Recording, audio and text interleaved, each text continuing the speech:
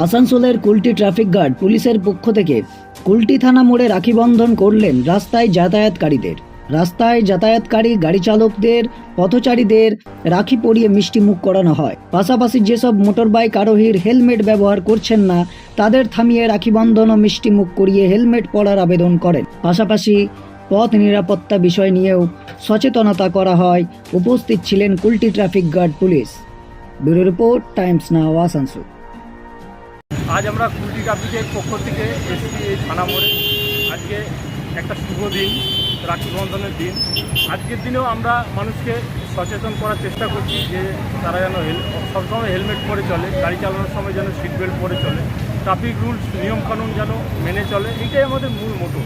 আজকে এই ভ্রাতৃত্বের দিন, শুভ দিনে এইটাই আমরা মানুষের কাছে তুলে ধরার চেষ্টা করলাম। এবং পথচলতি মানুষদেরকে রাখি পরানো হচ্ছে।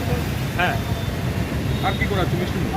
হ্যাঁ, তাদেরকে আমরা আজকে রাখি পরাচ্ছি একটা শুভ দিনে, এবং যাতে আমাদের বন্ডিংটা ভালো থাকে, একটা মানুষের সাথে যেন যোগাযোগটা একটু কাছের হয়, এটাই আমাদের বার্তা, আর কিছু না।